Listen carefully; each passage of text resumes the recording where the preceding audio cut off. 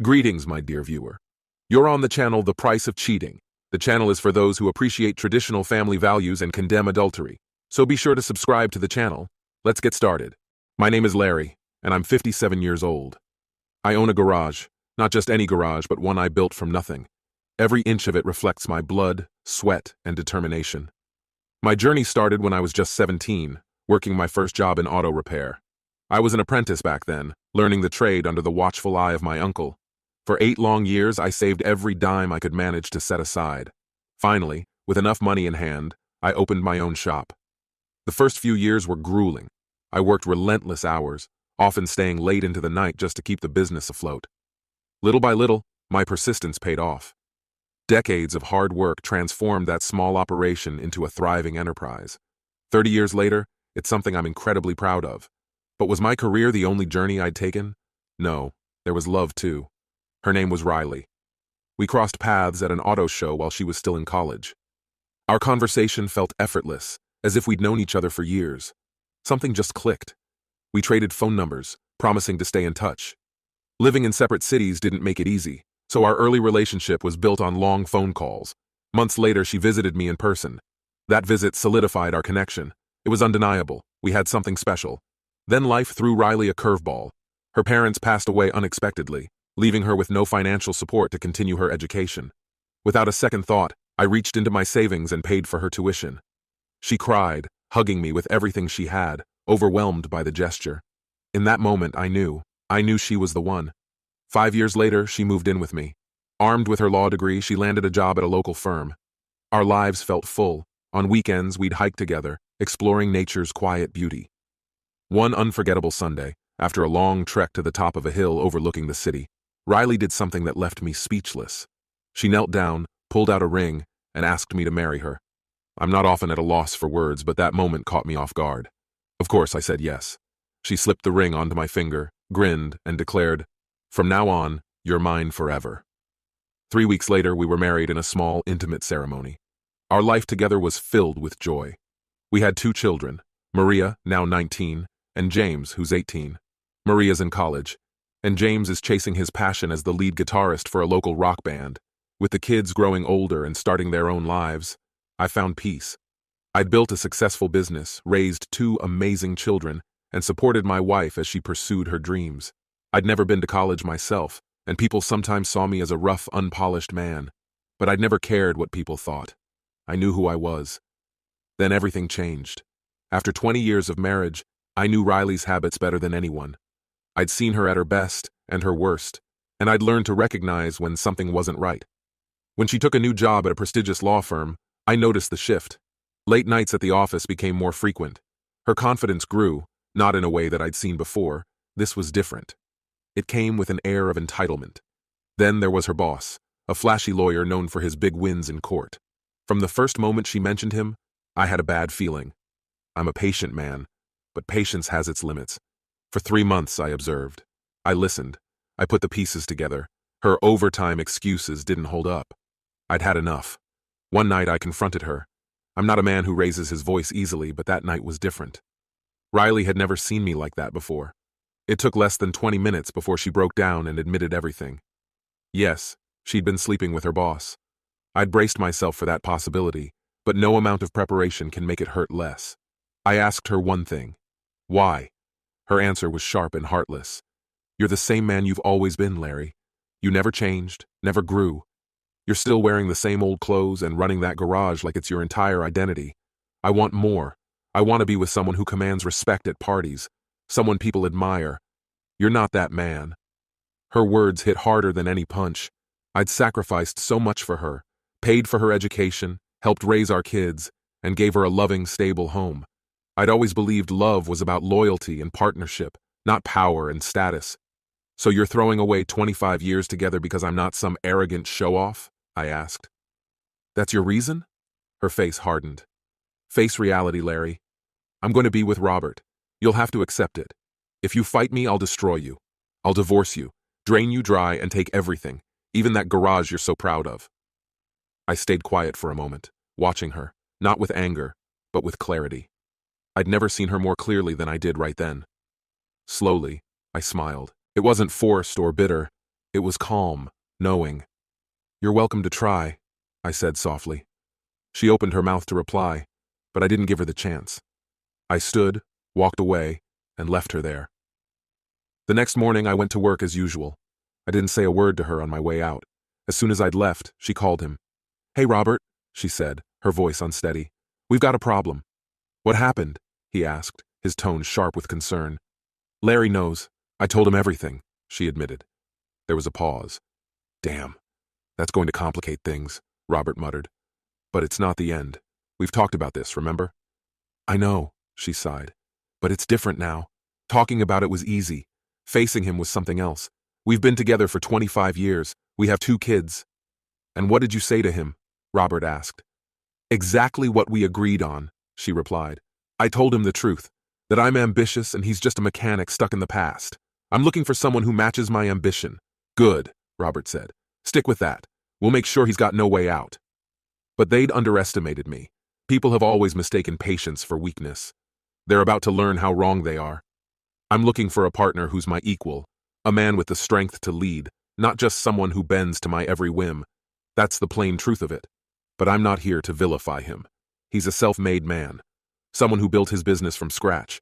It's that very business that kept a roof over our heads, paid for the kids' education, and even supported me when I decided to return to school. Still, when we rehearsed what I'd say, it felt like I had every right to want someone like you. But then he reminded me of everything he'd done, his emotional support, his financial sacrifices, and suddenly, my reasoning didn't sound as convincing. "Do you see where I'm coming from? Did you tell him everything?" "Yes," I told him, Robert. "I told him that if he didn't cooperate, the firm would back me to the end in the divorce and leave him with nothing. But here's the thing, he didn't even flinch. None of it seemed to faze him. He just kept saying he couldn't believe I'd throw him aside after all he'd done for me. And I'll be honest, Robert, that hurt. I tried to make him understand that it wasn't about discarding him. It was about wanting more for myself. But I'm not sure he believed me. I don't want to lose him, Robert." "More for yourself, huh? Riley, that's a slap in the face," Robert said. "You're the one who said you loved my size," he added. "You're the one who told me I'd taken you places your husband hadn't in years. Didn't you say you'd never experienced anything like this before?" "Yes, I did," I admitted. "But I also told you that Larry's the only other man I'd ever been with.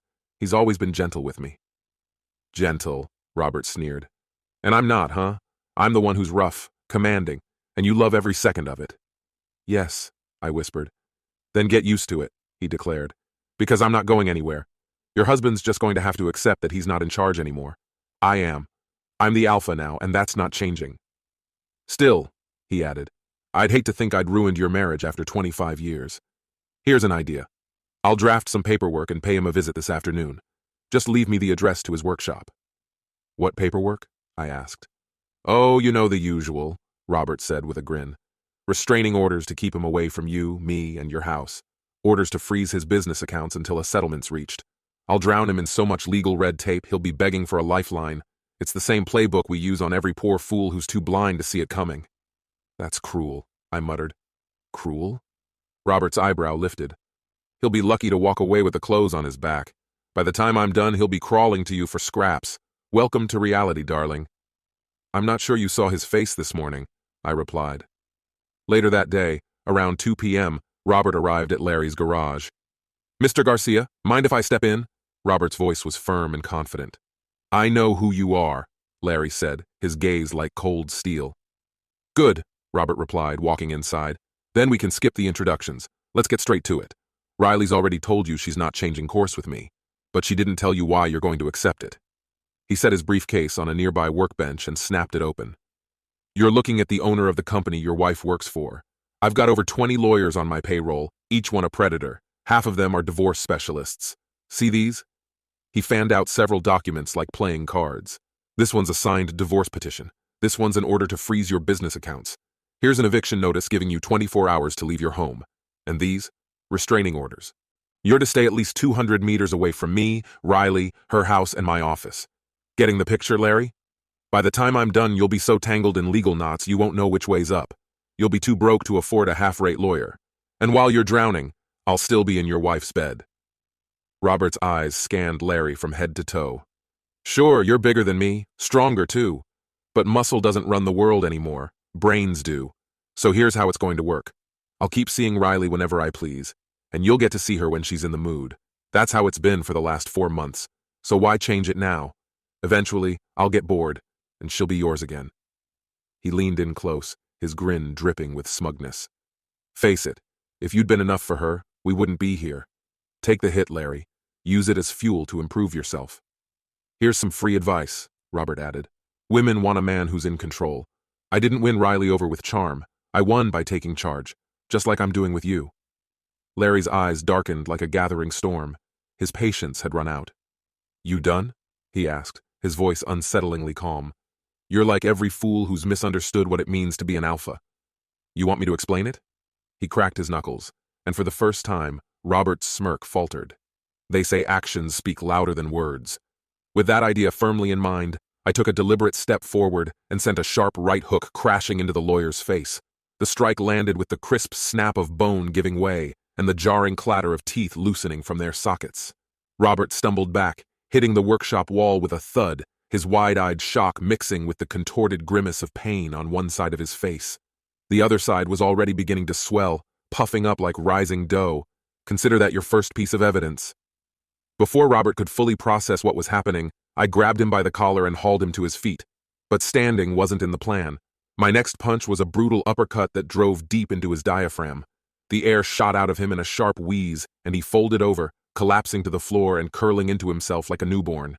Exhibit number 2, for those keeping track. As he lay there, desperate for breath, I raised my steel-toed boot and brought it down hard on his outstretched hand. The snap of bones fracturing was clean and unmistakable. His wrist twisted grotesquely, his fingers bent in unnatural angles like a broken marionette's hand. Another sharp kick to his ribs echoed in the workshop, followed by the hollow crack of bone. That's exhibit 3, and 4 if you're counting. I'm a patient man. Or at least I'd like to think so, but even patience has a limit. Stop whining, I said, my voice calm but firm. I'm trying to teach you something important here. I nudged him with the toe of my boot, making sure he was paying attention. Congratulations, Robert. You've just made me break a promise I've kept since high school. I'd sworn never to use my strength against anyone unless it was absolutely necessary. I crouched next to him, my tone as steady as if I were explaining a simple math problem. But look at us now. I was going to let you walk away from all of this. Riley's mess was hers to clean up, not mine. But you? You couldn't help yourself. Had to march in here like you owned the place, acting like you're untouchable. Well, every man's got a breaking point. I pressed the sole of my boot gently but unmistakably against his throat, just enough to remind him that control had slipped from his hands. Since you're so obsessed with this alpha nonsense, let's have a little lesson on the subject. You've got it all wrong, I said, watching him squirm. In a wolf pack, the alpha isn't necessarily the biggest or even the smartest. He's the one who's willing to do what others won't. No hesitation, no mercy. That's what it means to be an alpha. And you? I snorted, shaking my head. You're none of that. In your office, sure, you're king of the cubicles. But out here? Out here, you're just another bug waiting to be crushed. I knelt down so we were eye to eye, letting him see the certainty in mine. You think you're clever, but if you had any sense at all, you'd have brought backup. No witnesses, no support. You're as dumb as they come. Standing up, I leaned back against the wall, letting the silence stretch. All right, Robert, let's review your options. I raised a hand, counting them off on my fingers. Option 1, you call the cops. Maybe they arrest me. Maybe they don't. Maybe I'm charged. Maybe I'm not. Worst case for me, I'm locked up for a few years. And guess what happens in there? I'll learn. Learn to be even more dangerous. Learn to disappear a body if I need to. So when I'm back out, we'll have this same conversation, only you'll be dealing with a much more experienced version of me. I paused, letting him absorb that reality before I continued. Option 2, you count your losses. Chalk this up as a life lesson. I'm sure you've heard of cause and effect, counselor. Sleep with a man's wife, and sometimes that man isn't too happy about it. So take your alpha nonsense, drag yourself out of my shop and don't come back. You've already cost me a night's worth of cleanup. I glanced down at the blood-streaked floor. Look at this mess. Blood's a pain to get out of concrete. Later that evening, Riley's worried voice came through Robert's phone. Robert, where are you? I've been waiting at the office. You're hours late. Robert's voice was hoarse and strained. Hospital, he muttered. 3 hours in the ER before they finally admitted me. What happened? She gasped. Did you crash your car? No, he replied with a bitter groan. Your husband happened. I thought I could handle him. Idiot move. He broke my nose, my hand, 3 ribs, and maybe my cheekbone too. That's not possible, Riley stammered. Larry's never hurt anyone in his life. Believe it, Robert muttered. I've got the x-rays to prove it. This isn't real, she said, barely above a whisper. It's real, Robert replied, his voice hollow. And before you ask, no, I'm not calling the cops. He made it clear this was just a down payment on what's coming if I try. He's bluffing, Riley said, her voice rising in pitch. No, he's not, Robert sighed. The police came by already. I told them I got hit by a car. I'm not taking that chance. The next day, Riley walked into Robert's hospital room, her face pale with panic. Robert, I'm ruined. Drove around for hours, afraid to go home. When I finally did, the locks were changed. Bank accounts emptied, credit cards frozen. I've got nothing. You have to help me. Her voice cracked. Robert's gaze was cold. No. No to what? She asked, her voice breaking. No to everything, he said, his eyes locked on hers. If I use company resources to help you, Larry's coming for me again. I'm not that stupid. His gaze hardened. You're fired, Riley. 4 weeks severance. Leave by today. He glanced at her, unmoved. If you see him, tell him I'm out. Larry has taken everything from me. No money, no job. And without you on my side, I'm left with nothing but the ground beneath me. I'm sorry, Riley. You didn't see the look in your husband's eyes when he turned on me. I'm doing what I must to survive.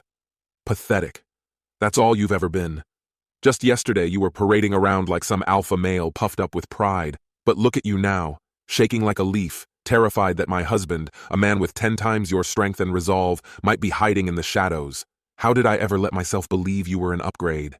It's laughable that you thought I'd take you seriously, knowing full well you're a liar and a coward. Riley Garcia sat motionless in her car, fingers curling tightly around her phone.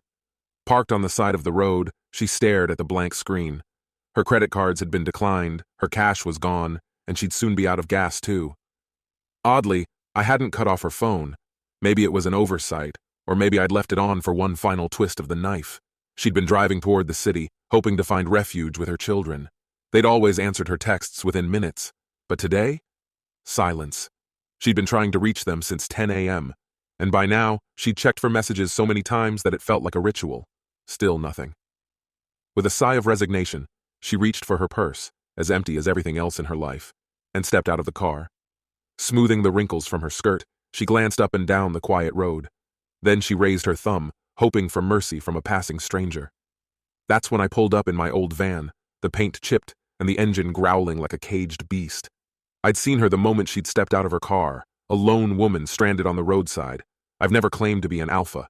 That's for men desperate to prove something. Real predators don't need to prove a thing. They hunt alone. I brought the van to a stop, and when she saw me, her eyes went wide with panic. Her body tensed, ready to flee, but fear rooted her in place. She'd seen it too late, the truth of what's in my eyes. I got out slowly, every step deliberate. Get in, I said, my voice calm, measured. We need to talk. She hesitated but did as she was told. No words, no resistance. She slid into the passenger seat and I followed, closing the door with a weighty finality. I didn't waste time. Here's how it's going to go, I said, my eyes locked on hers. You're going to file for divorce. No alimony, no claim to my property. What's mine stays mine. What's yours stays yours. I glanced at her sideways, watching her reaction. Her face was stone, but her eyes darted, searching for an exit. Every piece of jewelry I've ever bought you, you'll return it. Write whatever reason you want for the divorce. Infidelity, irreconcilable differences. I don't care. Just get it done. Once it's final, you're gone from this town. No visits, no returns. You're done here. Her breath hitched, but she stayed silent. Her eyes were fixed on the dashboard like it held the answers to all her problems. I'd seen that look before. Hope fighting against certainty. You'll still get to see the kids, I added, knowing this part would cut deepest. But only if they want to see you, and only when I'm not around. I let the weight of that statement linger before dealing the final blow. Your things will be packed and ready for you at the house. Be there by 10 a.m. tomorrow to collect them. If you're even a minute past 11 a.m., I'll burn it all. Am I clear? Her lips pressed into a tight line. Slowly, she nodded, her gaze never leaving the dashboard. When do I get the papers? I asked. A week, she muttered, her voice so faint it barely existed. 5 days, I replied. I want them on my desk in 5 days. Understand? Another nod. This time, her eyes flickered toward me for just a moment, like she'd seen something she'd rather forget. I'd seen that look too, the look of someone who's realized too late what's been hunting them. Satisfied, I opened the door and gestured for her to get out. She did, and I drove away without so much as a glance in the rear view. By 10:30 a.m. the next morning, she'd already collected her things. 5 days later, the divorce papers were on my desk, right on time. Irreconcilable differences. That's what she'd written. I laughed when I saw it. Months passed, and freedom came with a signature and a stamp of approval from the court. It was done. Official. I'd like to say I felt relief, maybe even joy, but there was only stillness inside me. No anger, no peace, just the quiet. I'd wanted to believe Riley could be loyal, that she'd understand what it means to stand by someone through fire and flood. She never did.